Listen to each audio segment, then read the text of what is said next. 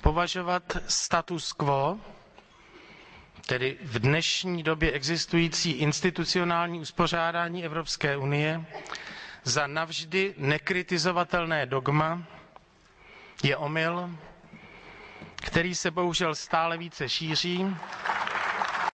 Návrhy na změnu dnešního stavu obsažené v zamítnuté Evropské ústavě či od ní fakticky málo odlišné Lisabonské smlouvě by tento defekt ještě zvětšovaly.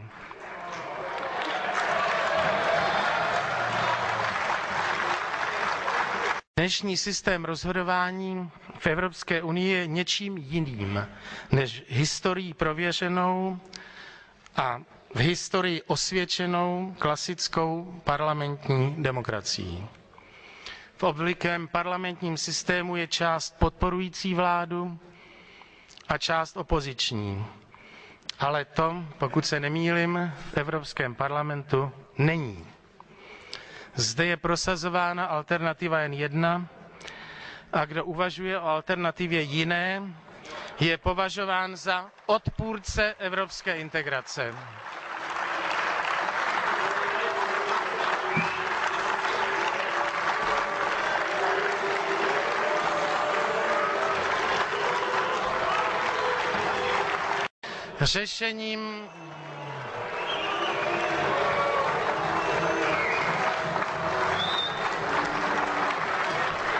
Řešením není ani přitápění pod tavícím kotlem dosavadního typu evropské integrace, ani potlačování role členských států pod heslem nové multikulturální a multinacionální evropské občanské společnosti.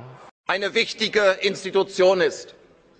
Wären wir heute nicht so einflussreich, wären wir heute nicht der Gesetzgeber in 75% der Fälle und wären wir nicht mit dem Vertrag von Lissabon der Mitgesetzgeber in nahezu 100% der Fälle, dann in der Tat wäre es so, dass die Bürokratie in Europa entscheiden würde. Aber jetzt entscheidet das Europäische Parlament. And well, I'm just surprised that some of the people are not ready to listen. That they demonstrated that they don't want to listen, and therefore they decided to leave the hall. That's a slightly surprising behavior. When we listened to the President of the Czech Republic, he made a speech that was in some ways almost platitudinous. He made the very banal and unarguable point that governments are better when there is an opposition, and that we should tolerate other points of view. And what was the reaction of this chamber when he said that we should tolerate other points of view? People in the PES and the EPP group turned their backs and walked out. Not only will they not respond to alternative points of view, they can't even bear to listen to them. What neater example could you have of this House's attitude towards the electorates out there? The first time in 10 years here that after a main speech from the front of the chamber that I've been able to stand up and cheer loudly. Yep, it was the visit of President Václav Klaus from the Czech Republic. And he stood up today and he told it exactly how it is. He made it clear that this European project had become something whereby those involved only recognise the status quo, refused to accept that there could be any other ideas allowed, and that they weren't listening to what the people of Europe were saying. Well, at this very point, the British Labour Party got up and walked out of the chamber. The irony of that wasn't lost on me. But he also went on to say that if the European Union continues to go down the route that it is, that it will begin to resemble the Soviet Union that his own country had suffered under for so many years. So it really was very bold stuff.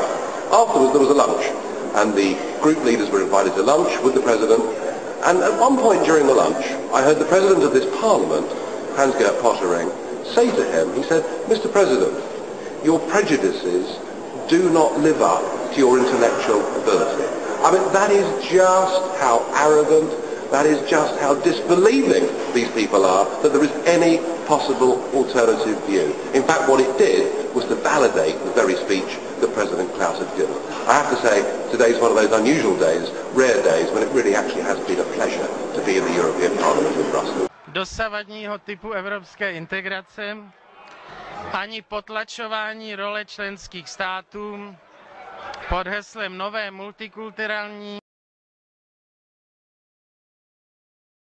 find out more about who we are and what we stand for, go to the UK Independence Party website at www.ukip.org.